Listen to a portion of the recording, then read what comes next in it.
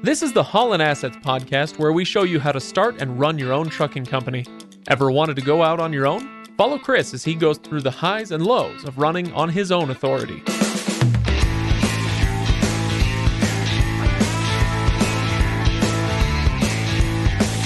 Welcome, everybody, to the Haulin Assets podcast. I'm Craig, and with me, as always, is Chris. Right here in the flesh, in studio. Twice in a row. I don't know what to make of this, but we'll deal with it. I got here and I showed up this morning to Mr. Rogers. He comes into the studio and he changes his shoes into slippers. He takes his one sweater off and puts the other one on. Okay, the sweater part is not true, but it is cold out here. Okay, so you'll excuse my slippers. Thank you very much. They're pretty sweet slippers. They're festive. I'm kind of jealous. So. Okay, today, episode 31, we're talking about November financials, but that's going to be probably a little bit later in the episode. We've got a few other things to go through kind of around November financials. But, of course, first of all, Chris, I got to ask you, how's the road these days? Things are going pretty well on the road. November was overall a pretty good month, and as you mentioned, we'll kind of get into that. There were a couple kind of cool experiences in November and you know, in the last few days as well. So first off, one thing that was really cool that I've never got to do before is I picked up a load of cookies, and this is the second time I've been to this place, and I've posted this on social media. So if some of you follow on social media, you've already seen this, but picked up cookies at a local cookie manufacturer here. And the first time I did it, they have this place you can go in, you can get free samples and everything. And so my daughters came out and hung out with me in the truck, my two youngest daughters, and got to go in and pick up cookies. And my third girl, so the older of the two, these are her favorite cookies of all times. The first time I brought them back after picking up the load, she was just totally ecstatic. And so I decided to have them come out and hung out with me in the truck while I picked up the load and went in and got the cookies, and it was fun. It was fun to kind of hang out with them. They love hanging out in the truck, so it was a good time. And because this is a podcast, everybody's expecting us to say this episode is brought to you by Mrs. Fields Cookies, right? Yeah, but no. What's the brand? Loft House. Oh, okay, yeah. Nice. Yeah, so they're good. I think the first time I shipped them, it was clear back into like New York or somewhere. So they're all over the place, and they're sugar cookies. They're really good sugar cookies. All right, duly noted. I'll go check them out.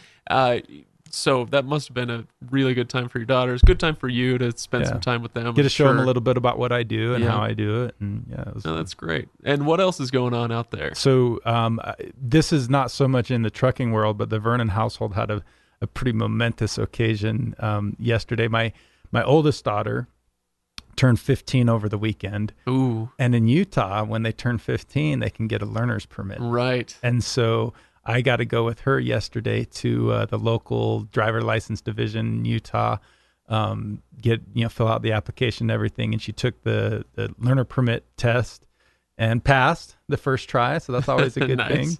And then she and I went out and I drove on the streets for the very first time with a young 15-year-old. So I was a driver trainer. Yeah. Nice. So that was kind of a fun experience. You know, you get a little nervous.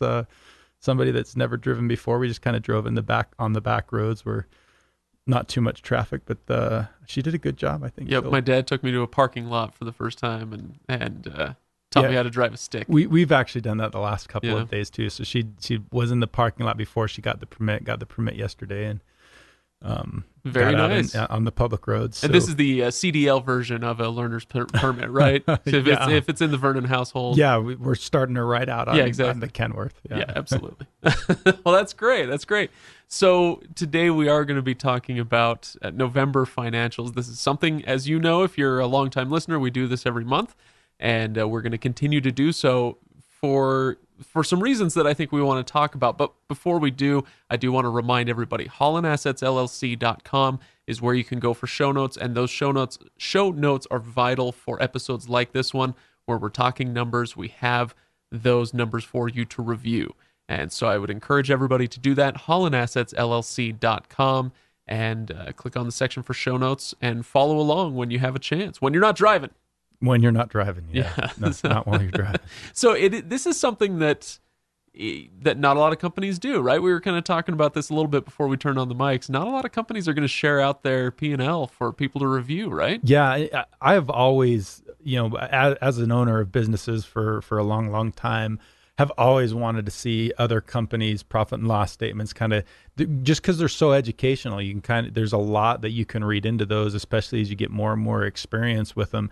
And it's just, most people aren't willing to share that kind of information with you. And so, for a lot of people, and this is something I definitely can't understand because I love numbers, but a lot of people out there who don't necessarily love numbers as much, aren't as nerdy as I am and don't love it as much as I am, these profit and loss episodes might be a little bit dry or a little bit boring, but I cannot emphasize enough how important these particular episodes are, because there is a lot of information in them that's important. You can compare, if you're already out on the road, you can compare how you're doing to how I'm doing. And especially if you've been in business for very long, you should see a lot better numbers than what my numbers are. That first year, as you're kind of establishing yourself, is a hard year. A little bit And slower. so it's slower, and there's some challenges that new guys, like, even though I've been in business for a long time, I'm still a brand new trucking company, and I go through those same challenges that other brand new trucking companies do. And so my revenue is not going to be as high. My expenses are probably a little bit higher as I kind of whittle those things down. So if you've been in business for a long time and you're not doing better than me, you probably really need to take a hard look at things, and not just necessarily overall, in specific areas like your maintenance and your repairs and fuel expenses and things like that. Yeah. Well, let's talk about why we keep doing these episodes, because you could just share your profit and loss statements and put them out there for the world to see. But why do we keep talking about them? Why do we find it important to do? I mean, I've got my own ideas, but I wanted to kick the question to you. Well, a lot of it, I think, is to try to help people, one, increase their knowledge, and two, hopefully change some behaviors as well. So, I kind of like to think that, to be successful in trucking, it's really 90% behavior and 10% knowledge. Now, that knowledge needs to drive that behavior, but really what impacts your bottom line are the things that you do and how you do them. And even though a lot of times guys know what they're supposed to do, that doesn't necessarily translate into the type of behaviors that really truly makes them successful. And so, hopefully these P&L things will give guys opportunities to look at their numbers, better understand their numbers, so that they can ultimately be more successful.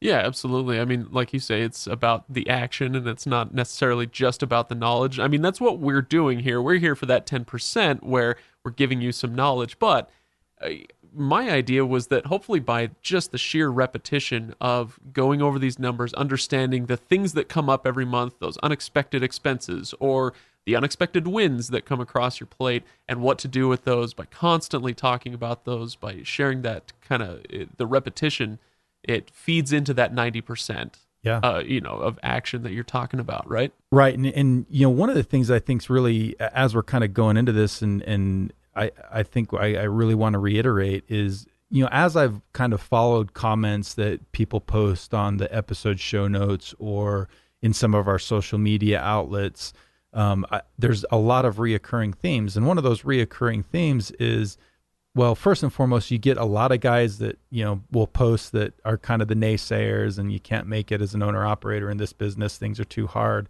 And you get some of those, but you get a lot more of the guys that come on and say, I've been able to do it and I've been successful at it. And, they'll share some nuggets of wisdom.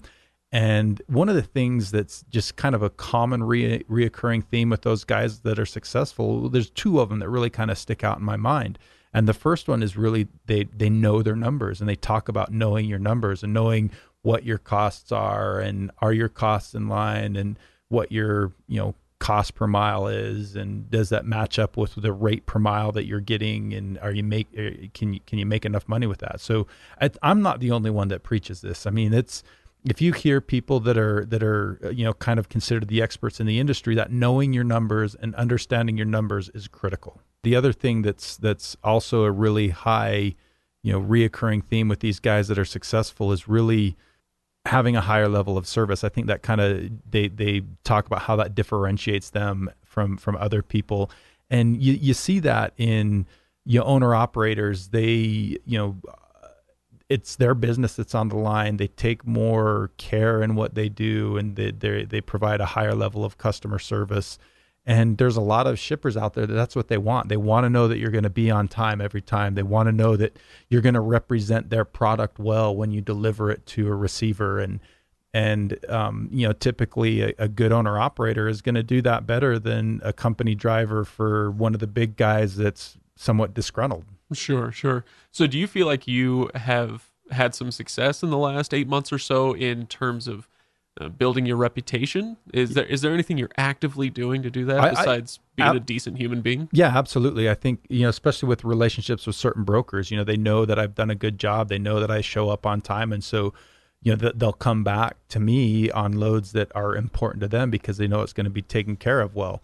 One of my goals, and this is going to be a theme on one of the future episodes here in the next couple of months as we close out this year and start another year, is setting goals for the next year. That's kind of one of my goals, is kind of help start to transition that higher level of customer service from just brokers to establishing some of those direct relationships with shippers that we've talked about. Yeah, I'll be really interested to hear kind of what concrete techniques you'll have to share as far as doing that. That's going to be really interesting to me. And that's going to be an important theme, I think, is as we go through this next year. And as I've established that first year in business and kind of catapult and, try to do even better, that's the second year. Yeah, absolutely.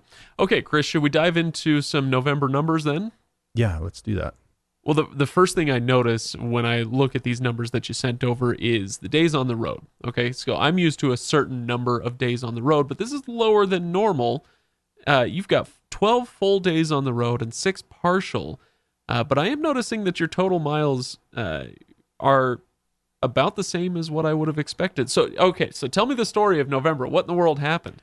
I'm going to give a little bit of a teaser. So I ran really, really hard the beginning of November, knowing that Thanksgiving was coming. Thanksgiving was coming, because plan on taking hopefully a few days off for Thanksgiving and the end of the month. So anyway, I ended up taking a little bit more time off over Thanksgiving than I was anticipating, and there's a reason for that we will get into in a future episode. It's probably not going to be the next episode because I have something else planned, but maybe the episode after that will go into the nitty-gritty details of exactly what happened towards the end of November over Thanksgiving, and we'll go from there. Okay, all right. So you say you ran really hard. That's how you got your total miles up over 10,000. Yeah. And so what do you mean when you say you ran hard? What does that mean compared to a normal month? Well, so a lot of the times I'll kind of try to spread things out where, I'll work for a week or week and a half, take a few days off, work for a week. Well, I basically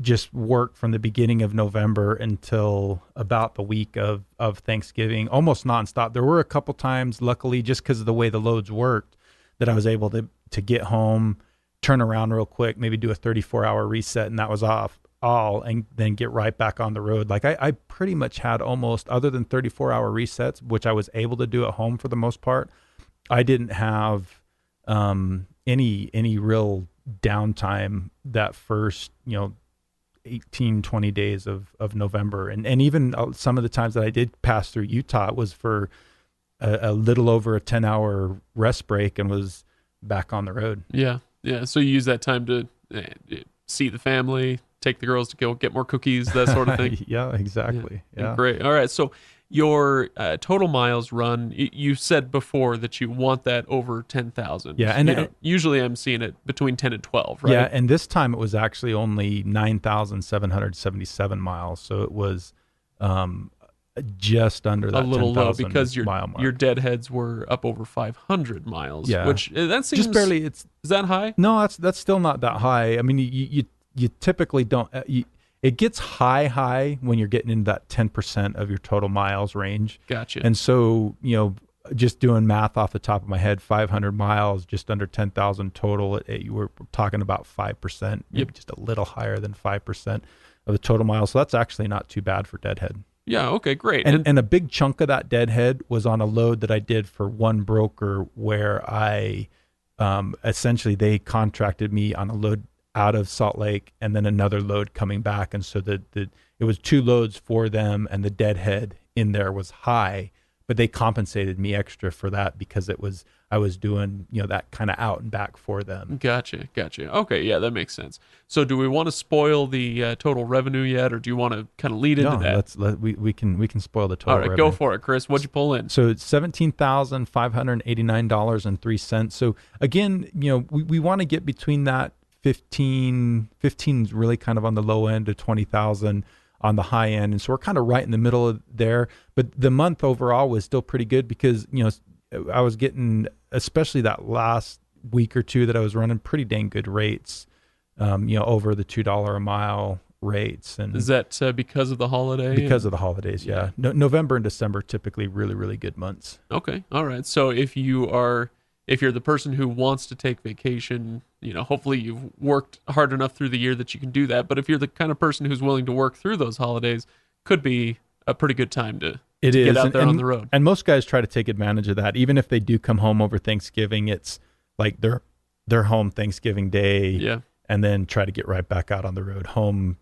and then running really, really hard up till at least Christmas. And usually that week after Christmas, a lot of times isn't too bad either. Things start to really taper off in January, February. And so you really want to run hard November, December so that you can kind of make up some of what's going to happen in January, February, when November and December are typically the best months of the year, and January and February are the worst months of the year. Yeah, well, that makes a lot of sense. I mean, that tracks with just life in general, right? January is a terrible month. It is, Sorry to all the people with January birthdays. You have a terrible month, except for skiing. Okay, so your total revenue is 17.5, and then your total miles run just over 10,000. So your rate per mile, your all in, as you call it, rate per mile is 174. Feeling good about that number? Yeah, it actually, I miscalculated that. It's actually 180. So great. It was 180. That includes all the deadhead and everything. It's for a brand new guy, that's pretty good. For some of the guys that have been around a lot longer and a little bit more established business, some of those relationships with direct relationships with shippers, their numbers are going to be higher than that. And my goal obviously is to continue to increase that and improve that. But for where I'm at in my business, $1.80 a mile, I mean, that's covering my expenses. If you remember correctly, my expense per mile is $1.66. And so this definitely is higher than that. 14 cents a mile of pure profit. Right. Exactly. There you go. Nice. So any highlights from the profit and loss statement, any other highlights that you want to dig into? Yeah, everything's pretty typical other than this is the first month in a while I haven't had any repairs, which is good. Oh, nice. So no repair expense, and that obviously helps the bottom line quite a bit. We did have some maintenance, but that's going to happen always, but nothing there was out of line. So overall, just a pretty good all around, no surprises. Good month. Yeah, so that's been the kind of Achilles heel of previous months where something unexpected happens. The deer, what was it that happened out in Ogallala that you broke down? When we had to get towed, and the best hooker in town. The deaf had an issue with the deaf system. That's right. Yeah. Well, that's good. Okay, so the truck is running well. Now, that being said, the danger there is you get complacent. You're like, sweet, I had a good month, but this is the time to prepare for. Yeah, so that's you stock some of that money away. You put that into savings, and that'll help cushion the months when you do have big repairs. Yeah, absolutely. Okay, so any other highlights you want to go through? Okay, so we're good on the P&L. Yep. Net income was just over $2,000. So that's a fairly little bit better than average month, right around average actually. And did you get to do all the saving you wanted to do then? Probably not quite as much, and part of that's because I didn't have as many days on the road, and that's kind of one of the things that's really you kind of want to emphasize with this is once you've got essentially all your fixed costs covered. If I would have let's say I would have been able to run really hard and ran another week, most of that extra money would have been just pure profit. Mm-hmm. All the expenses are paid, and that's where you really find the profit in your business. And this is one of the mistakes that I see guys do in business is they'll have a good month like this. They'll run the first 20 days of the month and have a good month and have profit, have all the bills paid and be good to go. And they say, well, I'm just going to take the rest of the month off. Well, the problem with that is that's where your real true profit, that's where your profits really skyrocket, is in that last week of the month when you've got everything else paid for and you're just essentially, The rest is butter. And you want that butter. You want that butter.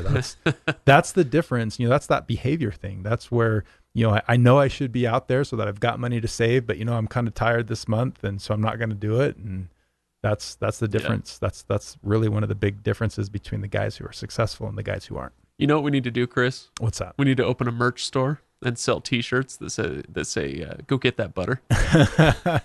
I like that. Yeah, it's that pushing. That's with athletes, with everybody. It's the guys who are willing to make that hard extra push and that hard sacrifice to go get the butter. Yeah, well, that's why I am. I'm working at home and I'm not a professional athlete. I'm mostly made of butter. So, okay, Chris, what else do we want to go over today? Anything else that you wanted to say about your November numbers? I think that's probably about it. Okay, good. Well, I hope people find these valuable. It's, as we were saying kind of earlier in the episode, these numbers episodes, the financials each month, it may seem repetitious. Well, that's only because it is, and it's meant to be, and that if you have the right mindset, you will find that valuable. I know that I have, just from an observational standpoint.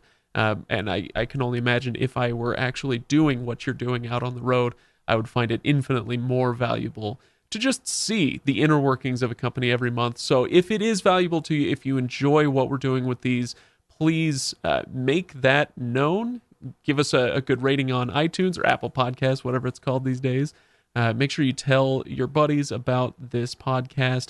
Share it out on social media, etc. We would really, really appreciate that. I think I can speak for both of us, Chris. Yeah, absolutely. And if anybody's got some stories or some success stories in their lives, we'd love to hear about it and be able to share it. Of guys, those of you who have been out there, been around the block a little bit and have had success stories because you've known your numbers and how that's helped you in your business. I'd love to hear it. So reach out to us on social media. You can always just email me at chris@haulinassetssllc.com and let me know, and we could even chat on the phone. I'd love to hear those kind of stories. Excellent. Well, yes. So hit us up on social media, Facebook, and are we on other social media, Chris? Twitter? Anything? No, Facebook. Just Facebook right now. I'm not the best. I'm over 40, so I'm social media inept. What's Twitter?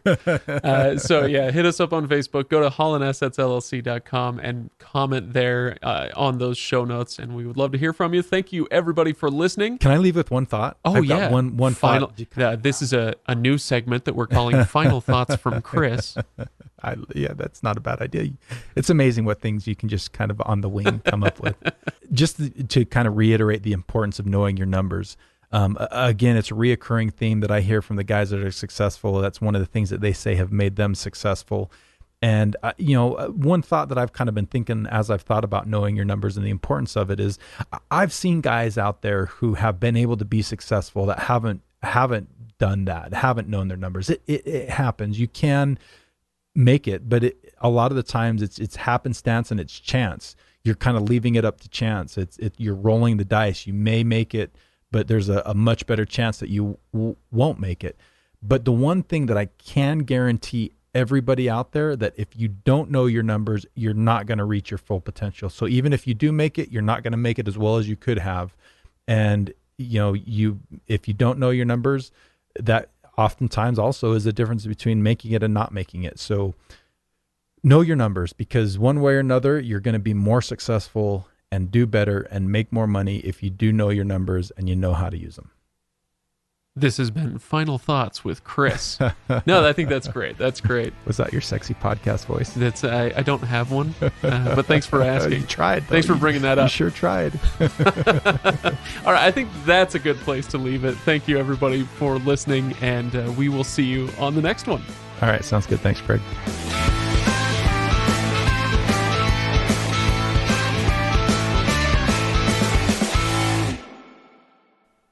I like your shoes. Those are sweet. Oh, thanks. This is the best decision I've made in the last month. If only this were a video podcast, people could see my Santa slippers. Okay. I feel like I'm good to go. You feel like you're good? I'm ready. All right.